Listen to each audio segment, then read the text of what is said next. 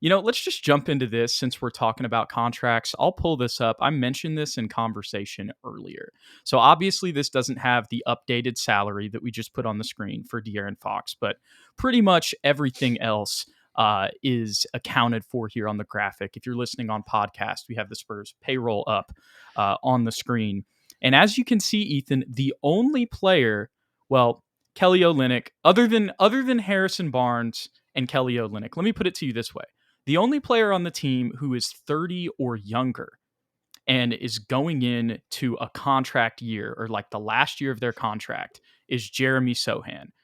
He's got the team option of $7 million this year.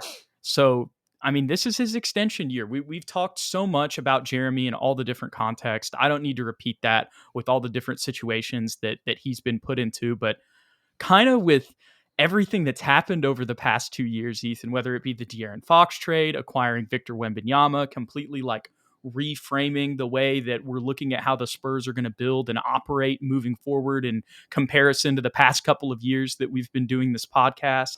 Mm-hmm. It's going to be a make or break year for Jeremy Sochan here. Like this, it really comes down to this season. And it kind of snuck up on us in the sense that this is it. Like he doesn't have, a contract after this season, as much as he did kind of feel like a building block of this Spurs rebuild. What are your thoughts on just that circumstance this season for him? And you know what? I might as well throw this in here. Maybe something that could have been beneficial for Jeremy when it came to preparing for this season is playing for Poland in FIBA Eurobasket as one of their main players and being like a star player type of role. Those would have been, reps that he won't be getting in San Antonio, just to be completely blunt. But that just came out also, not to change subjects here, that he had a calf strain and he will not play through that. It doesn't seem like it's serious, but we know how the Spurs are. There's one little nick. Hey, we're going to bring you home. We want you to be ready for training camp. But again, as you kind of cobble that together with his injury for FIBA Eurobasket and then the significance of this season for him, not just for his career, but also, for us evaluating the team and him potentially being on the team moving forward. What are your thoughts on this contract year for Jeremy? It's going to be a big year for him, for sure. He needs to have offensively one of the best years, or he has to have the best year of his career. I mean, there's no excuses for Jeremy, unfortunately, anymore. Yeah, I think last year he was off to a really, really great start, and then with injuries, being in and out of the lineup, and then inconsistent rotations, he kind of fell off a little bit. And then obviously being on the bench as the backup center was exactly. no help. But this year, he should be a full-time power forward. Whether or not he starts or not is Right. still kind of questioned. But either way, he should be playing his natural position and has every reason to succeed this season and with the way rotations are going to play out. However, I still think, no matter what, I still think he comes back to the Spurs. I think they get a Okay. contract done. I have no facts to base that on. I just have a feeling like he feels like he wants to be in San Antonio. He fits perfectly next to Wemby long term. Defensive minded guy that you kind of need those to win basketball games. Wakey scared me.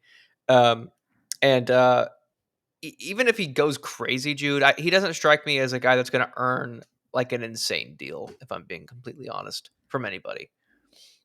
Interesting. I guess what I would say is maybe I think there's a potential that there's somebody else out there in the league that does really like Jeremy Sohan and thinks he can be a great glue guy, kind of in just his role. We've compared him to Dennis Rodman. Mhm. Obviously there's differences in their game and play style, but just in the sense that he does all the dirty work.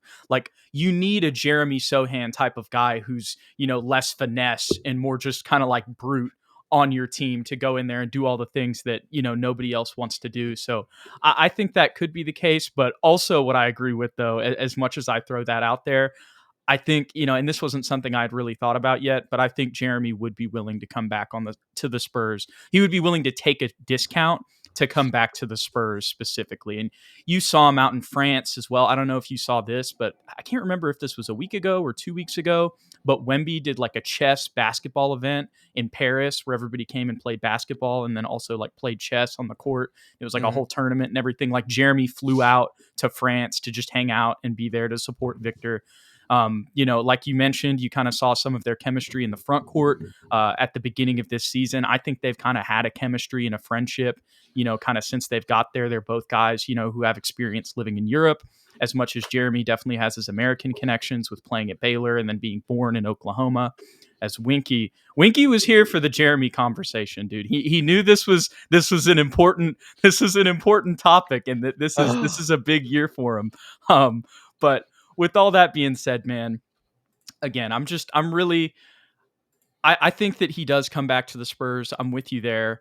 And I think that there could be a chance that he kind of takes a little bit of a discount, just because of the relationships that the Spurs build with players and kind of the connections that they make, and why you see Hmm. so many specific guys. Like, for example, I'm not trying to compare Jeremy Sochan to Manu or anything, but like, you saw a ton of guys during the Spurs history take pay cuts, to stay with them because they just wanted to be a part of the organization.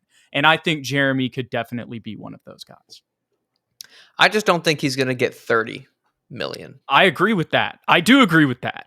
But that's kind of the range that he might be Interesting. expecting, because like Trey Murphy is 27 next year, then 29, 31. Devin has 27 next year on his extension. Isaiah Hartenstein had 28 and a Yeah. half million on his contract. Freaking Derek White's getting 30 plus $1 million. So like, if I don't think he's done enough to earn that deal. No. If we can get him for 25 or less, like a Yeah, Jaden McDaniels is earning 26 million next year, then 28, then 30 on his last year of his contract. I think Jaden McDaniels is probably a pretty good comparison. I don't know how much younger we are than him. How old is he exactly? I think he's a little bit older than Jeremy. Like, he's around He's our I think age. he's 2 years older than Jeremy. Yeah, Um, so I think that might be kind of the range that maybe the market dictates, because there's very similar players. But you can also make the argument that Jeremy hasn't done nearly as much in terms of impacting winning as a guy like Jaden McDaniels has. So for sure. we'll see how that pans out. I still want him to be a Spur for all the reasons that you mentioned. I've always been a huge fan of Jeremy Sohan, but I don't know if I'm willing to pay him 30 plus. I think that's a very fair take on the 30 plus aspect of things.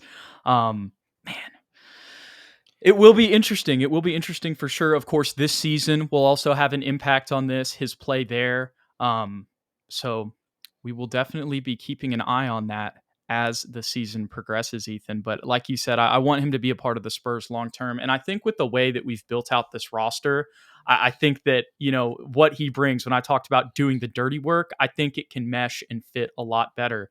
And I know that maybe people hearing that think about this season and the tape that they saw, and they're like, how does that translate? But again, that goes back to him being matched up against Zach Edey or Alex Len or somebody who's got 4 to 5 inches on him, and he can't actually play his natural role. Where at the Right. beginning of the season, he's going for 15 and 10 or more basically every game, playing next to Victor, which I feel like I've repeated 1,000 times in the past 24 months You know what? I'll say or this, 12 Jude. months.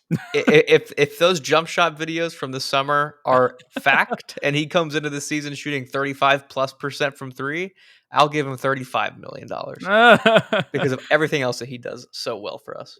On a complete serious note, that's another reason why him getting injured at FIBA was a little sad. You were going to get Hmm. to see if there was some legitimacy to the form change and stuff like that. But there was one other question that escaped me, Ethan, and now I've just remembered it as we wrap up this topic. In a world where this is Jeremy Sohan's last season as a San Antonio Spur, just in that theoretical world, what do you think the reason why would be? Larger role and more money elsewhere, be my guess. I think that's a very, very fair way to put it.